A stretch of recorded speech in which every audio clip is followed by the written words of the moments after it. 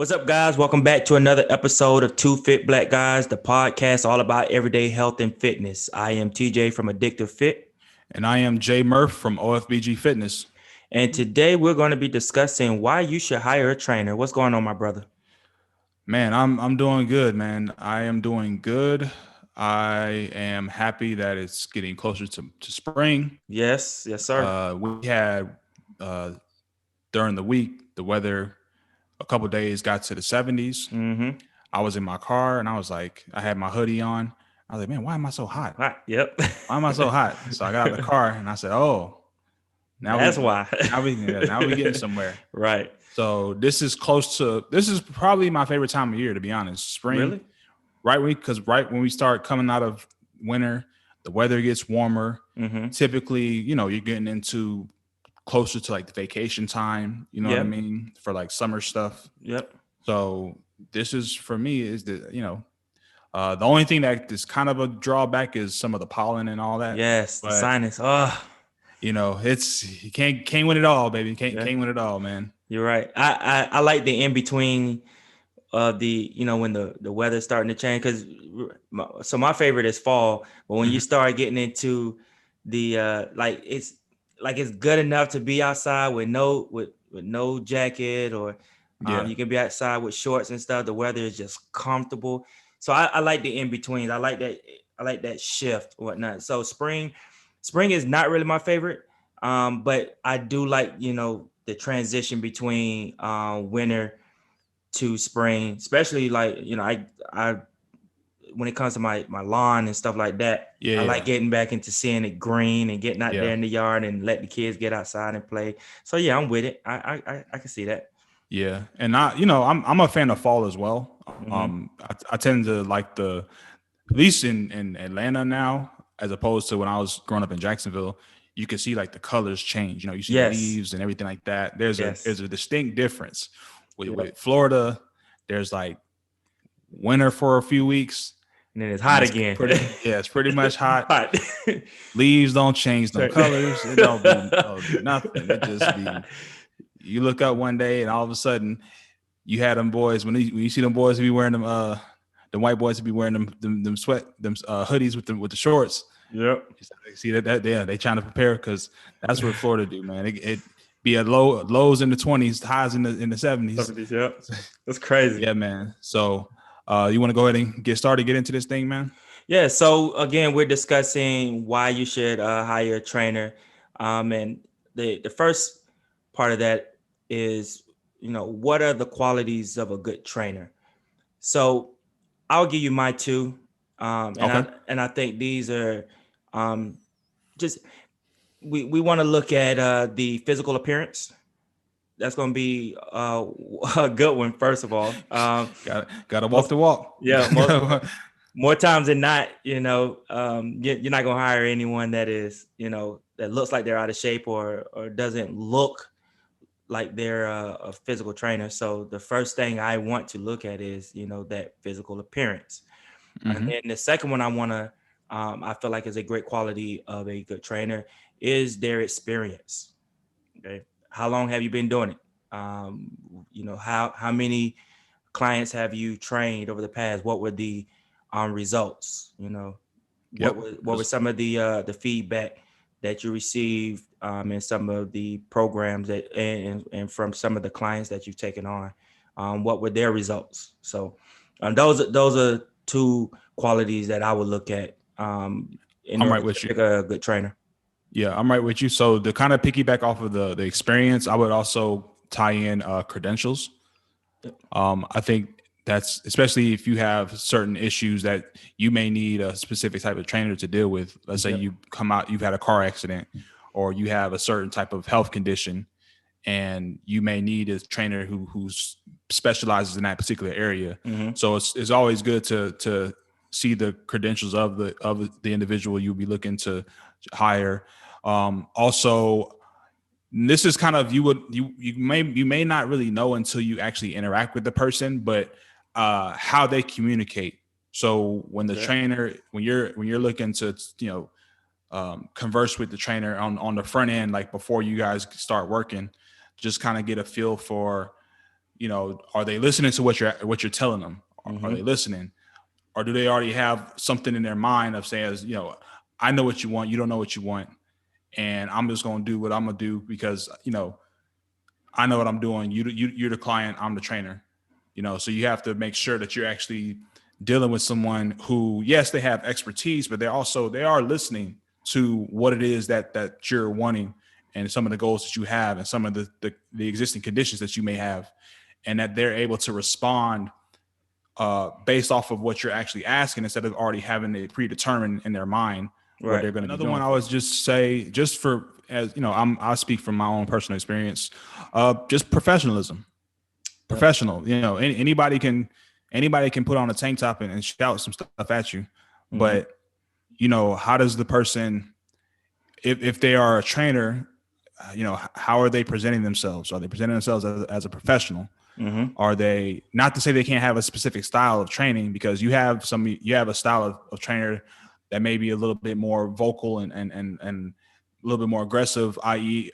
In the tier of like maybe more of like a sports coach, like football, basketball, where they tend to be a little bit more intense. Right. Where you may have another style of trainer. So I'm not saying the styles are necessarily good or bad, but just, how do they carry themselves? How do they, are they conducting themselves as a professional? Because in my personal opinion, I think that's what's supposed to that's one of the things I think differentiates professional personal trainers and coaches versus folks who just, put on a tank top. Yeah. Right. So I think just that professionalism of because that's something that I think is important as well.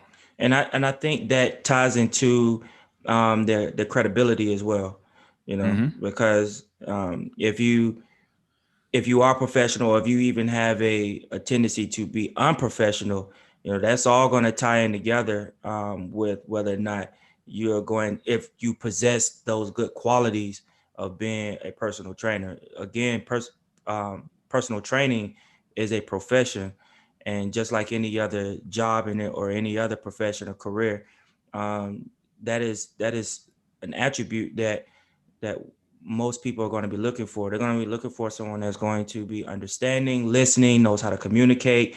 They look the part, and they, have a track record and the experience in training.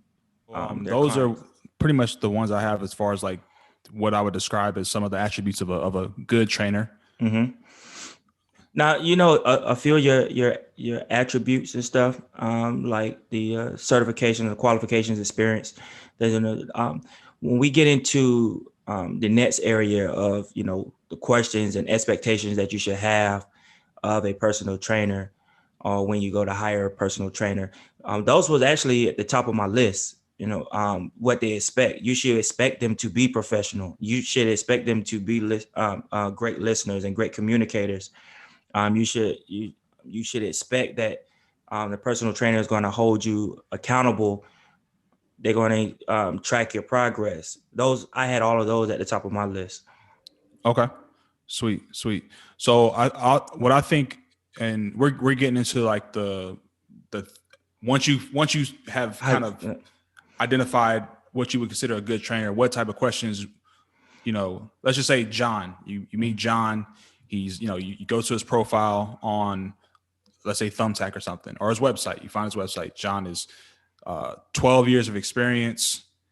He has a degree in kinesiology. He has, NASM certification, and you've checked his page out and you see, okay, this guy may be a good trainer. So let me call him and set up, and actually have the interview. So, or just conduct a conversation with them. So I think one of the things that you should ask the potential trainer that you may be interested in hiring is, have you dealt with someone with my current situation? Let's say you may have a certain condition, health condition. You may have, rheumatoid arthritis. You may have, a hip replacement.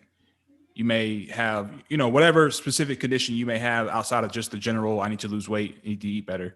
Right. Have you dealt with clients with similar situations as mine? and just listen to what they tell you and listen to what some of the things that they can respond to in regards to that.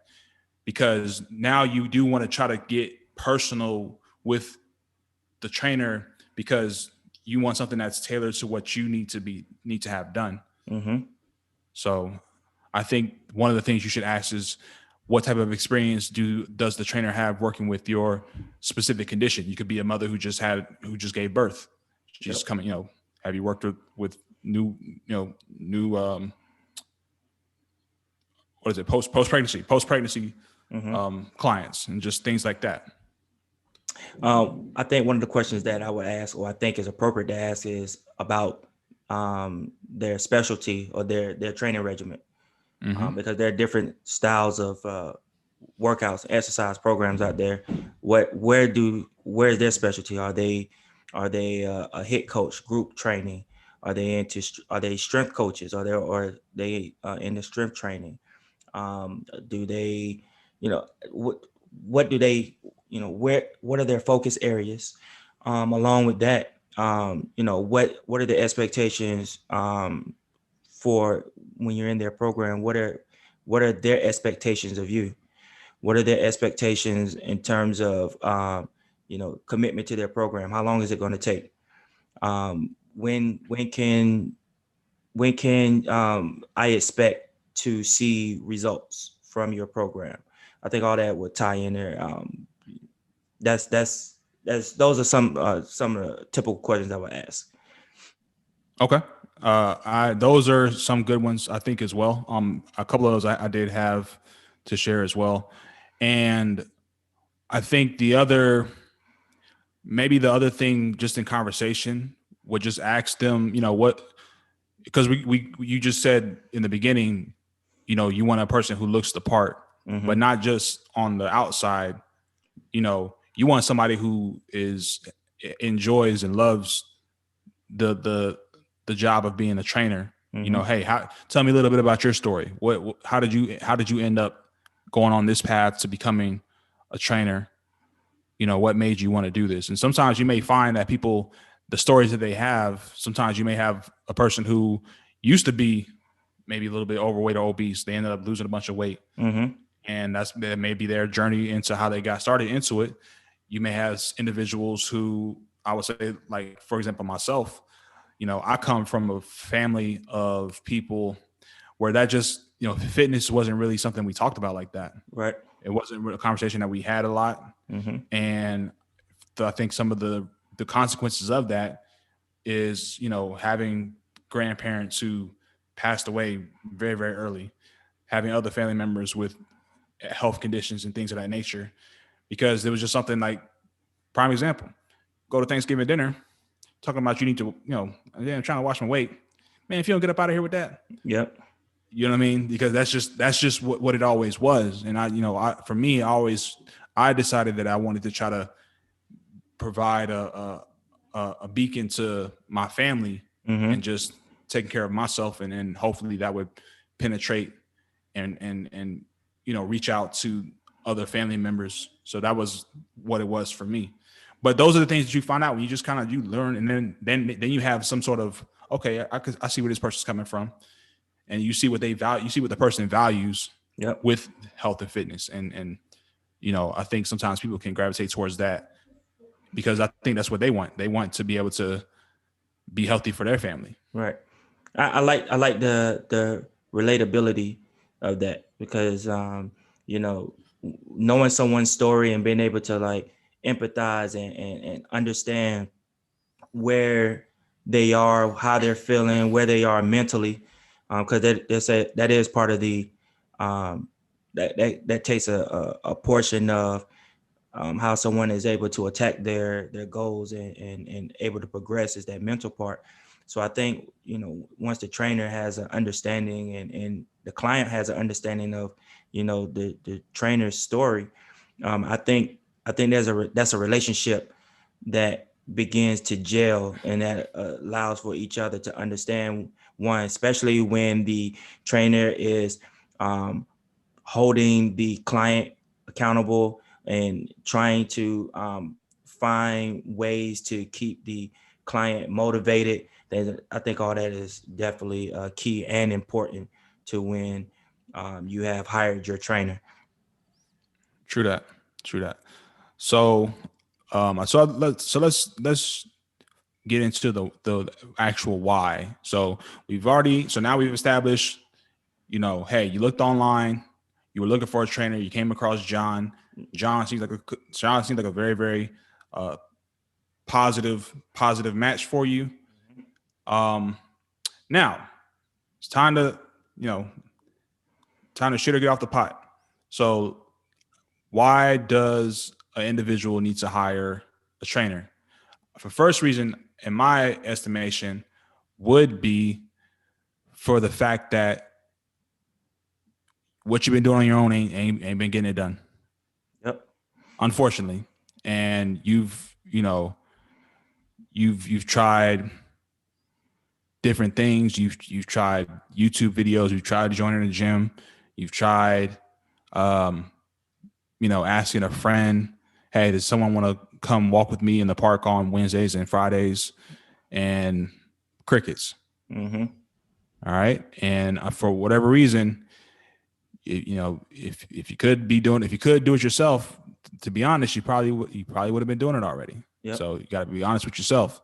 So, hey, maybe you need this kick in the butt. You need to commit to this help. And I think that would be the primary reason is to actually put forth a true commitment towards it. I agree. So I think another reason you should hire a trainer is for the education part of it, right? Because if you've been doing it on your own, outside of needing that help towards your physical goal or whatever your fitness goal is, maybe your form and technique, maybe it's not correct, maybe it's off, maybe it's causing you're putting yourself in a position where you may you're going to become prone to injury because of improper form or technique. So I think if you have a trainer can educate you, teach you, spot you, and help you continue to progress the correct way without going through the possible injury while training.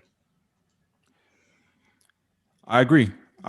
And in addition to the point you made about the education, I think with that education, they will provide the most.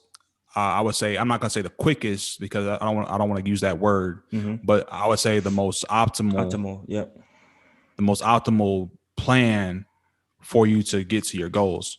I hear a lot of times people will say, for example, like when they're trying to get in shape, they'll say, let me lose weight first and then build muscle. Mm-hmm. Right. That's something that the education of a trainer can help to clarify, that you don't have to do it like that. There's a better way to do it. You can actually do both at the same time. Yep. I actually have that conversation a lot with individuals, especially at work, when they're so adamant about the cardio part of it, the cardio portion, not understanding that, hey, it's actually counterproductive because you're putting more wear and tear just running 5-10 miles a day when you can do something along the lines of maybe some high intensity interval training or strength training, and you can get probably better results from, or probably the results that you're looking for through strength training or hit training versus spending 2 hours a day on a treadmill or running 10-20 miles a week. It's not saying there's anything wrong with doing cardio, but when we're talking about in the sense of trying to burn fat or lose weight, there are quicker ways to do it. And I think having that trainer or having that knowledgeable person there that can continue to feed that information to you and tailor your plans to your specific goals and needs is why you should hire a trainer. Mm-hmm. I agree. I agree with that. And another component I think that you get from the trainer is they're invested in you as well. Yep. You know, when a trainer, when you hire a trainer, it's not only important to you that they deliver, it's important to them as well. Mm-hmm. So they're going to invest and they're going to make sure that they're doing what they can to get the results, because on the back end that's going to help them, but it's also going to help you. So the trainer will not only offer the education, they'll also be there to offer that support. Mm-hmm. You know, a lot of times the battle is not necessarily in the gym, it's in the mind. Yep.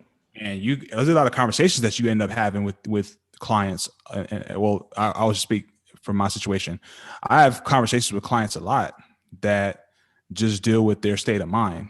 Mm-hmm. And a lot of times you have individuals, some of the individuals aren't necessarily as confident. Even when they're making progress, it's almost like they don't believe it.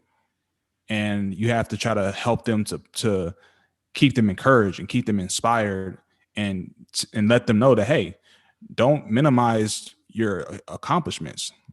You know what I mean? Don't, if you've lost 4 inches off your waist, don't try to, don't follow that up with a knock. Like, yeah, I lost 4 inches, but like, no, you lost 4 inches. Like, yep. Boom, like celebrate that. So those are the type of conversations that, you have. And again, I think the difference between a trainer and just a friend is that investment may not be there with the friend. Like, even with your friends, it's like, sometimes it's like, all right, man, like you enough, Yep. But there's a good trainer is going to have the patience and the understanding to help you, have a realistic view of how this thing works. Mm-hmm. So when you're on your highs, when you're having your good days, we're going to celebrate and we're going to enjoy those days, and we're not going to minimize those days. When you're having days that are not so great, we're going to let you know that, hey, today might have been a rough one, but tomorrow's always a better one. Mm-hmm. You know what I mean? And just having that patience and being able to just sit with and really just help a person get out of their mind sometimes. And I think, like I said, that is one of the things, one of those intangibles that you do get from a good trainer, to be able to identify when their client is not really, like when they're battling up here. Yep. When they're battling up, you know what I'm saying? Yep. I like what you said. When you're talking about the trainer versus the friends, there's a one of the traits that I that came to mind was the consistency. Because that's not, I think consistency is something that you lack with maybe like going to the gym or training with a buddy. You know what I mean? Like, I think your trainer has a job. That's your trainer's job, to be there, to continue to push you, to continue to motivate you, whatever. You may not necessarily get that from a gym buddy or a friend. I mean, they may be positive, but the consistency of that trainer, that's their job. So so like you said earlier, like, they have an investment in you. That's an investment. Also, I like to go back to that credibility. If you don't make it through their program, or they're unable to get through to you, that affects their credibility as a trainer. You know what I mean? So that's why hiring a trainer and someone that's reputable, or someone that has your best interest in mind, that plays on their credibility. So they want the best for you, and they want to put forth every effort in making sure that you get the best experience, the best professional experience, and then they're putting forth every effort in keeping you motivated and tracking towards whatever your specific goals and needs are. So that is, I'm gonna keep it real. Just to pick, I want to piggyback right off what you just said. Just like clients get frustrated, trainers get frustrated too. Absolutely. The difference between a friend, when you and a friend start butting heads, your friend can say, man, to hell with this. And they can go on and they can, go about their business. And then all of a sudden you back to square one. But a trainer, a good trainer, sometimes you gotta hit them with tough love, but you still stick. Like, I'm still here with you. I'm in here. I'm in the ring with you. Yep. You know what I mean? Like, I'm in your corner. You getting, we going through it right now, but it's important that we continue to move forward and continue to press forward. And that's what I'm saying. Like, what I said earlier, it is just as important to the trainer that you succeed as it is to you. Yep. Or should be, because like you just said, the credibility, that's gonna matter, because we talked about the results, right? So that's gonna matter to the trainer way more than it's gonna matter to the friend. Exactly. You know what I mean? So that's another reason that you should, is because you're basically putting their reputation on the line. And a true trainer who cares and who understands the importance of having a high reputation of success, they're going to see to it that they do everything in their power to help you achieve that. Not the same way a friend will. Absolutely. And another part that you've talked about, having a buddy in the gym, is one thing, but sometimes that leads to distractions. You guys are kind of goofing off. You're not really serious. You guys are, a trainer is not really that same way. We're not going to sit there and let you just text on your phone between sets and chit chat too much. You know what I mean? There's times where between sets, I may have small conversations just to kind of move the time along, but I know there's a point that, all right, let's get back to it. Yep. You know what I mean? And with a friend, sometimes that conversation can explode to a 20-minute conversation. Y'all ain't touched no weight in 20 minutes. Yep. All of a sudden, bro's getting late. I gotta take off. Yeah, I know.